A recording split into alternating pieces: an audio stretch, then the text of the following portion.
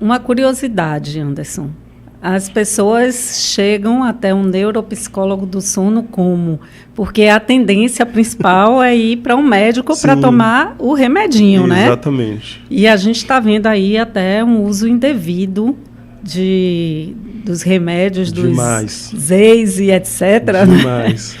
Então, e nem todo mundo está disposto, tem a disciplina de fazer um processo que requer, né, um certo esforço, um comprometimento. Sim.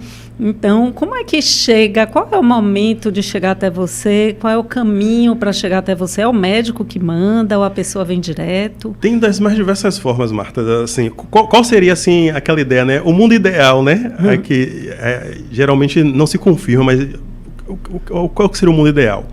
Que viesse o encaminhamento da própria área médica que encaminha.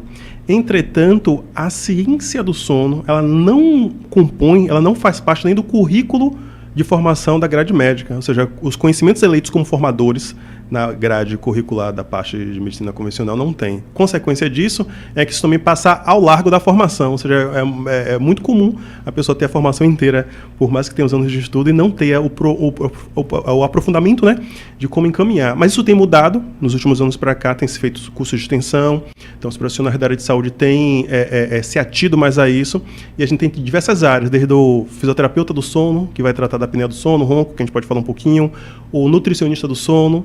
O que eu sempre digo, tem as diversas áreas da saúde voltadas para o sono. Então, como que vem? Alguns profissionais que já estão atualizados, já estão mais atentos, ou seja, atualizados no que existe de mais avançado em ciência, né, de sono, eles encaminham. Já tive casos de paciente que chegou e falou, estava procurando alguém que fosse especialista na área, e fui buscando, achei seu perfil na internet, achei sua referência, e aí entrou em contato. Então, tem esses casos de encaminhamento direto.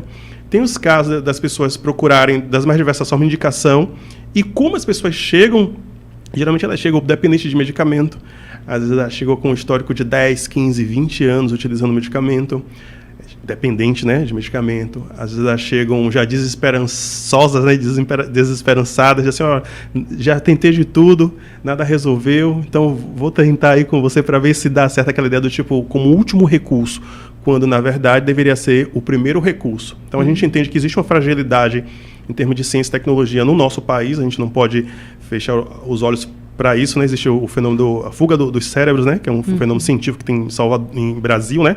A gente está aqui em Salvador, mas em torno de Brasil, que assim, o investimento em pesquisa vai se dar para outros países. Então, faz com que, consequência disso, esse segmento, essa prática, com o acesso à população se dá, é muito reduzido. Qual é o efeito disso? A pessoa diz, eu nunca ouvi falar sobre isso.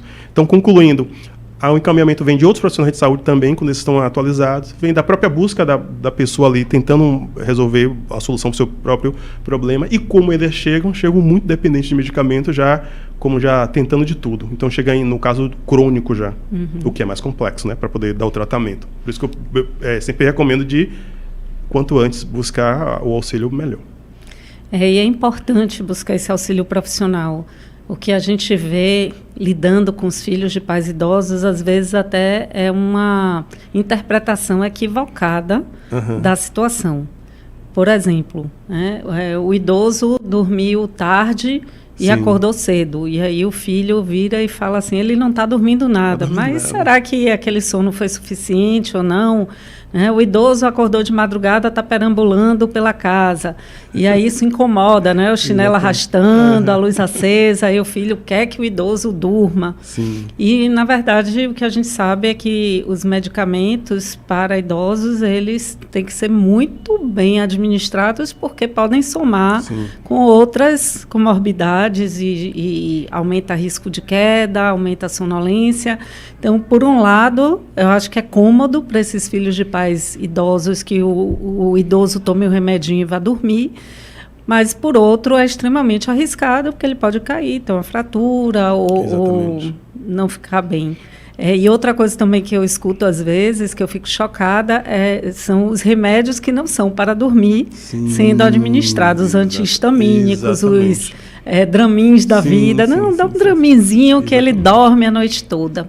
Então, gente, por favor, busquem apoio profissional quando vocês desconfiarem de alguma coisa, até para eliminar se é de fato um problema de transtorno do sono ou não.